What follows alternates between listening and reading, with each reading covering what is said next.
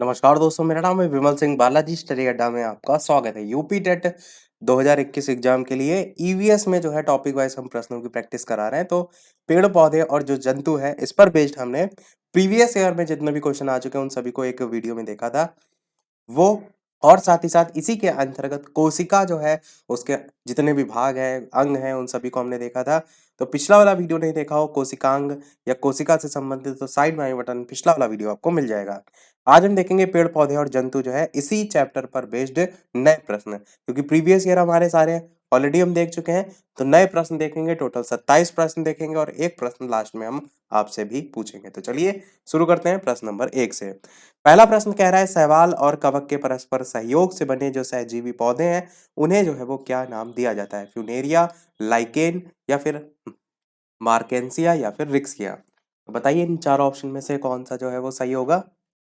तो option ABCD में से आंसर की बात करते हैं तो आपका लाइकेन जो है यहाँ पर सही होगा। शैवाल और कवक के परस्पर सहयोग से बना जो सहजीवी पौधा होता है वो कहलाता है आपका लाइकेन। और जो सहजीविता संबंध होता है उसमें क्या होता है, जो दोनों जीव होते हैं वो एक दूसरे का साथ देते हैं या एक दूसरे को लाभ पहुंचाते हैं। जैसे कि इसी में ही आप कह सकते हैं, तो एक जीव दूसरे जीव को भोजन उपलब्ध करा रहा है, दूसरा जीव पहले जीव को आश्रय या फिर रहने का स्थान जो है वो देता है। तो आपका लाइकेन यहाँ पर जो है वो सही हो जाएगा। किसमें? सहजीवी पौधे में।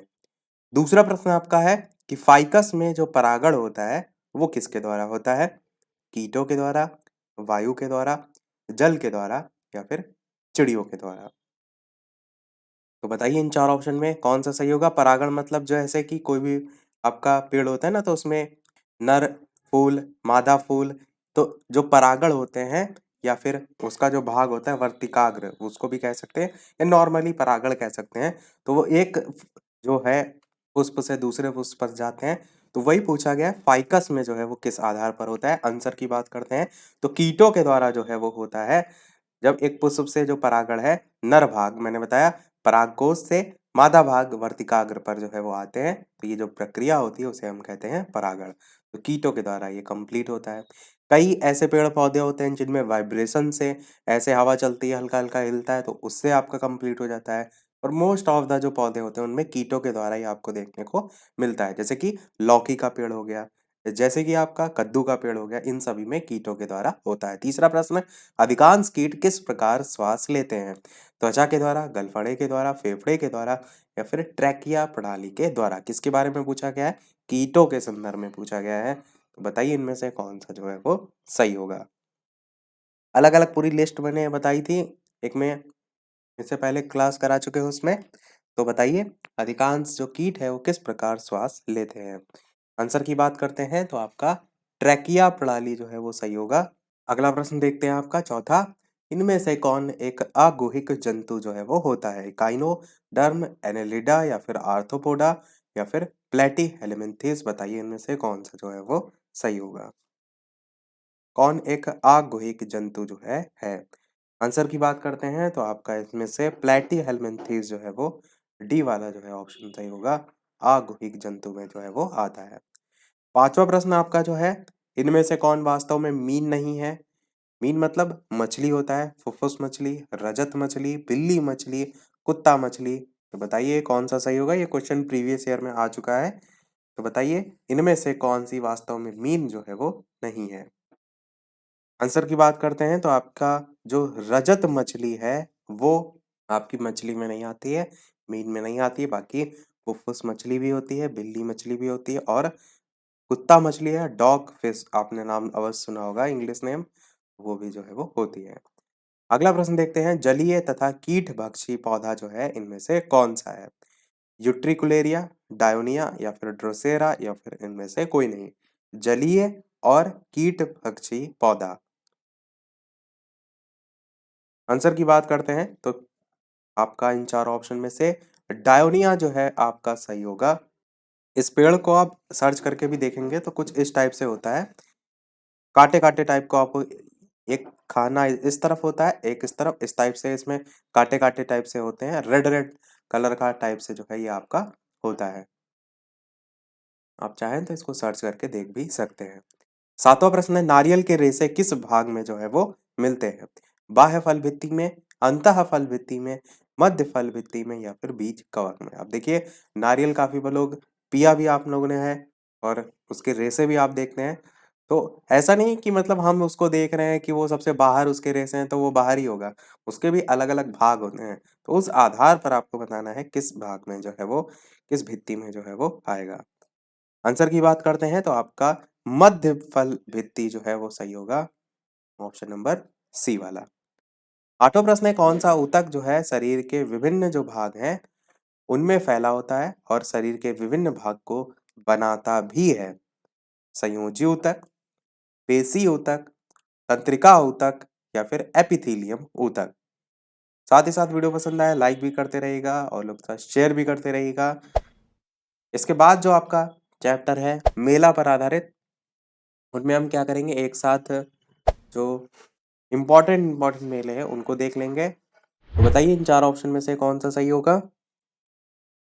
आंसर की बात करते हैं तो आपका ऑप्शन पेशीय ऊतक जो है वो सही होगा। जो पेशीय ऊतक होता है ये शरीर के विभिन्न भागों में फैला भी होता है और शरीर के विभिन्न भागों को बनाने का कार्य भी जो है वो करता है।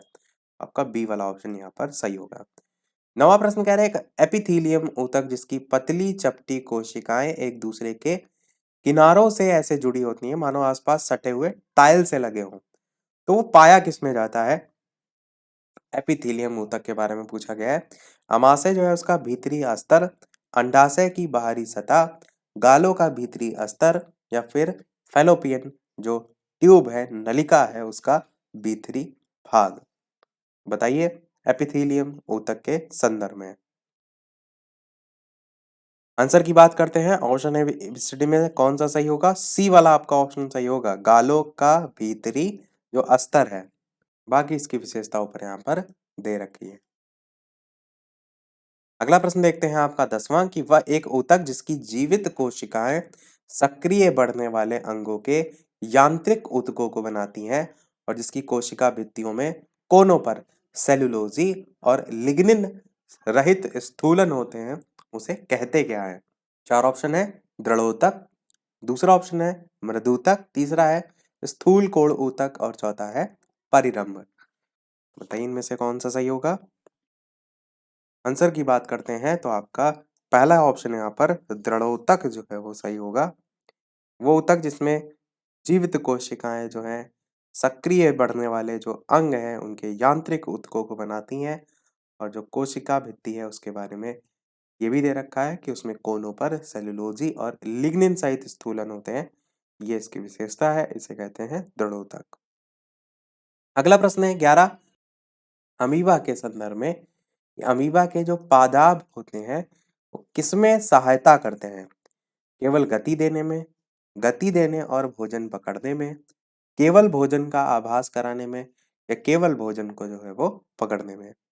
तो बताइए अमीबा के पादाप किसमें सहायता करते हैं?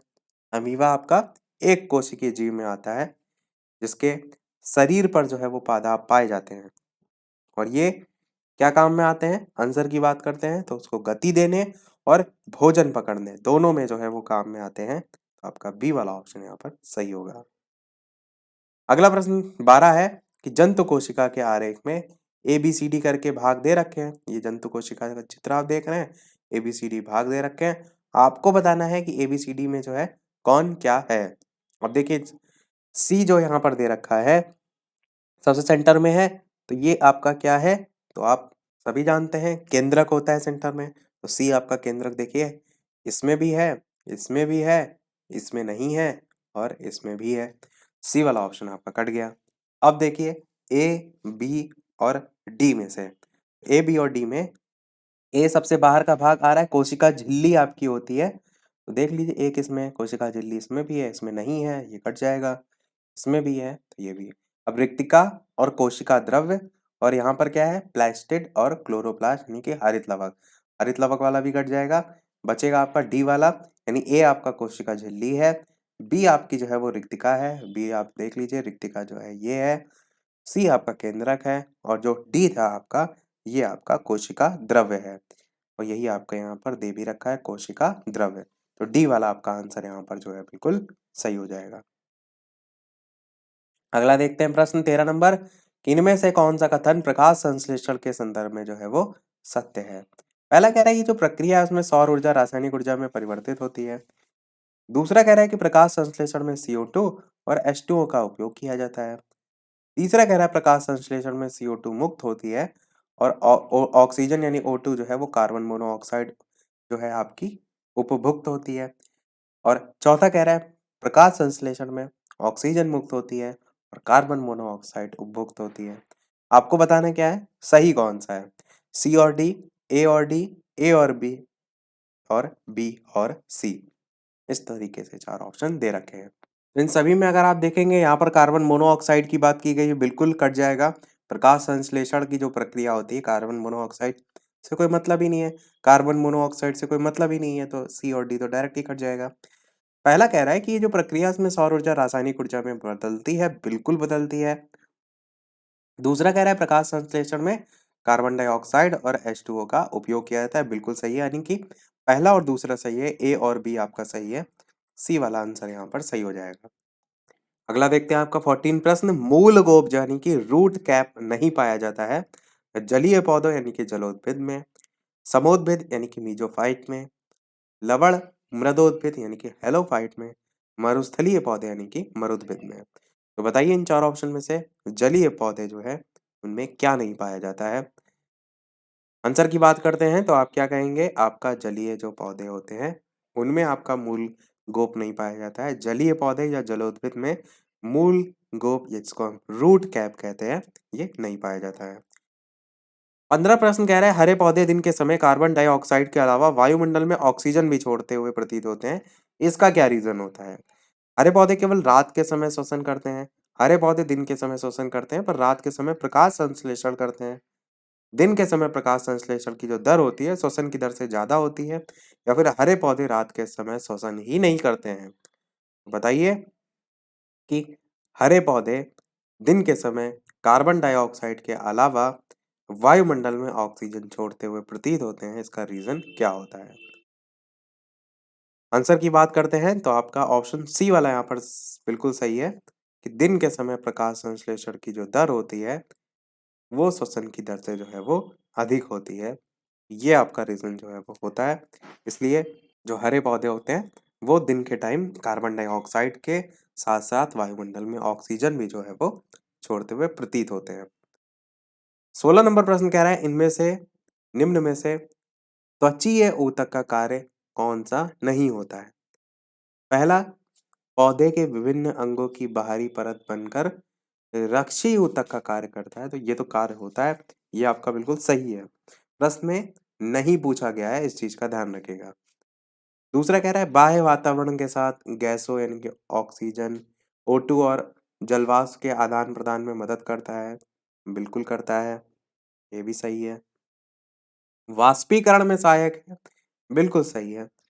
बचा चौथा जो कि आपका गलत है कथन, इसलिए आंसर आपका यही हो जाएगा कि विभिन्न प्रकार की गतियों में सहायक है, ये आपका जो है वो गलत है।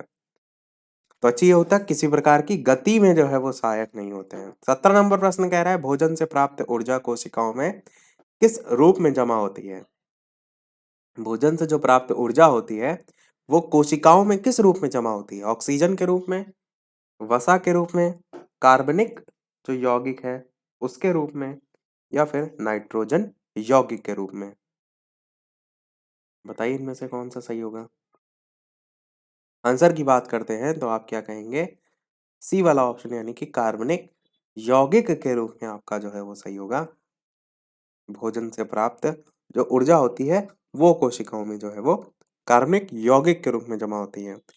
बाकी मैंने आपको सब बताया था, माइटोकॉन्ड्रिया जो है उसको कहते हैं कोशिका का ऊर्जा घर, और ग्लूकोज से ऊर्जा उत्पन्न होती है तो एटीपी के रूप में जो है वो संचित होती है। एटीपी की फुल फॉर्म होती है एडिनोसिन ट्राइफॉस्फेट।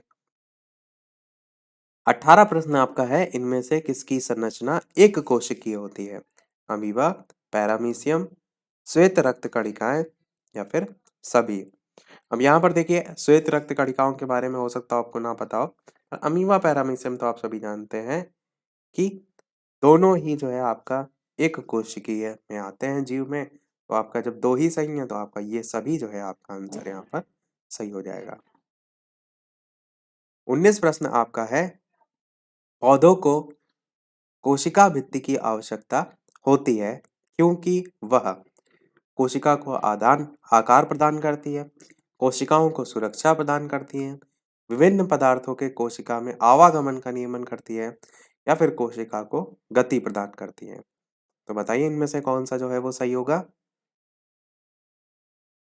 आंसर की बात करते हैं तो आपका कोशिकाओं को सुरक्षा प्रदान करती है, ये आपका सही होगा।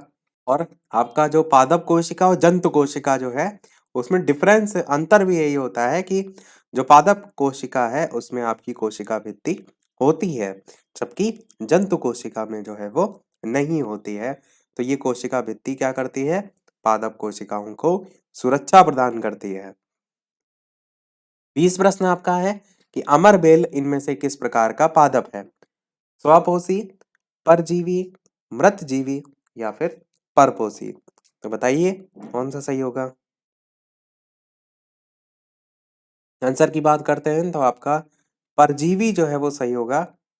परजीवता में एक जीव दूसरे जीव का पोषण ले लेता है और उसको हानि जो है वो पहुंचाता है। ये परजीवी जो है उसकी विशेषता होती है। अगला प्रश्न देखते हैं आपका 21 कि कीटों को पकड़कर अपना आहार बनाने वाले जो पादप हैं उनका नाम जो है वो क्या है? अमरबेल, गुड़हल, घटपर्णी या फिर गुलाब? तो बताइए इनमें से कौन सा जो है वो सही होगा? आंसर की बात करते हैं तो अपना पोषण कीटों का भक्षण करके प्राप्त करते हैं। उसमें आपका एग्जाम्पल में आ जाएगा घटपर्णी, जिसको हम पिचर प्लांट के नाम से भी जानते हैं। पिचर पादप जो है आपका सही होगा। 22 प्रश्न है कि कोई मांसाहारी जंतु जिनके शरीर पर धारियां होती हैं, सामान्यतः ये पाए कहाँ जाते हैं? ध्रुवीय क्षेत्र में, मरुस्थल में, महासागर में या फिर उष्णकटिबंधीय वर्षावन में? जिनके शरीर पर धारियां पाई जाती हैं। आंसर की बात करते हैं तो आप क्या कहेंगे? उष्णकटिबंधीय वर्षावन आपका सही होगा। इनमें जो है ये जंतु पाए जाते हैं। मांसाहारी जंतु आप कह सकते हैं जिनके शरीर पर धारियां पाई जाती हैं।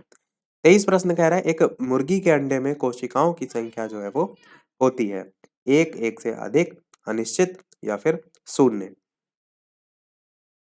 मुर्गी के अंडे में कोशिकाओं की संख्या जो है वो होती है। आंसर की बात करते हैं तो कहेंगे आप कि केवल एक कोशिका होती है। एक यहाँ पर जो है वो सही होगा। शुतुरमुर्ग का जो अंडा होता है वो सबसे बड़ी कोशिका है। वो मैंने क्वेश्चन कराए थे आपको। 24 प्रश्न है आपका कि फूल का चमकीला तथा आकर्षक अंश जो है वो क्या होता है? दलपुंज होता है, बाह्य दल होता है, दल होता है या फिर पुष्प व्रंत होता है? तो बताइए इनमें से कौन सा चारों में से सही होगा?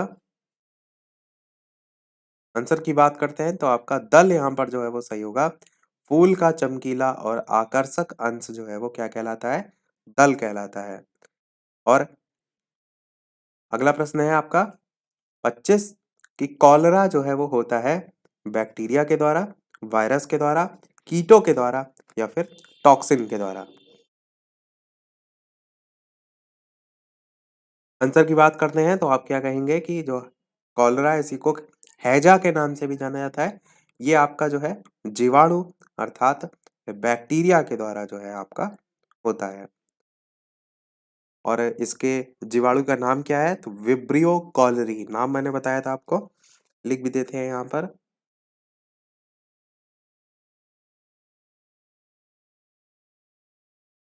अलग से मैंने सारे नाम जो है वो बता दिए थे कि किस जीवाणु या विषाणु या कवक से कौन सा रोग होता है। विब्रियो कॉलरी जो है उससे कॉलरा रोग होता है, जो कि आपका बैक्टीरिया या जीवाणु में आता है। 26 प्रश्न आपका सेकंड लास्ट प्रश्न है। स्टार्टिंग मैंने बताया था 27 प्रश्न तक हम देखेंगे।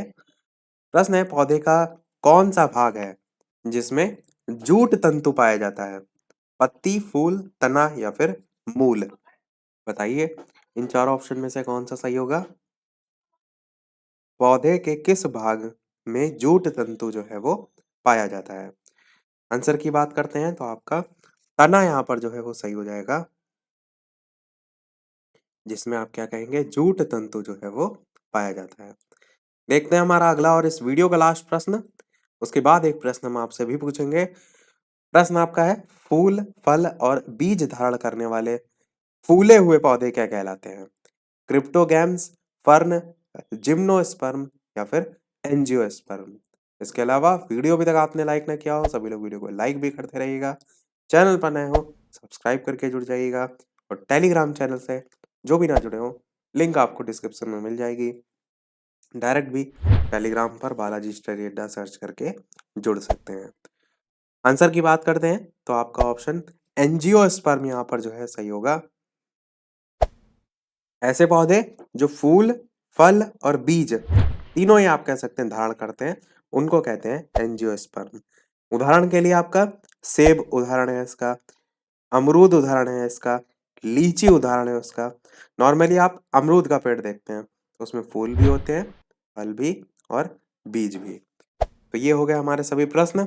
अब वीडियो को समाप्त करने से पहले एक प्रश्न आपके लिए भी, जैसे कि सभी वीडियो में हम आपसे एक ना एक प्रश्न पूछते हैं। तो इस वीडियो का आपके लिए प्रश्न जो है पिछले प्रश्नों से पूछ रहे हैं जो कि हम करा चुके हैं, ताकि आप कितनी चीजें पढ़ चुके हैं उसमें से कितनी याद है वो भी आपको पता होना चाहिए।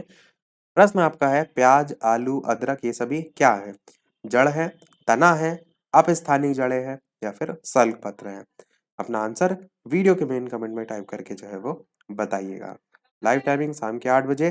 लाइव आकर भी वीडियो आप देख सकते हैं, प्रश्नों की प्रैक्टिस कर सकते हैं। मिलते हैं चलिए फिर अगले वीडियो में कुछ नए प्रश्नों के साथ, नए टॉपिक के साथ। तब तक के लिए नमस्कार। जय हिंद।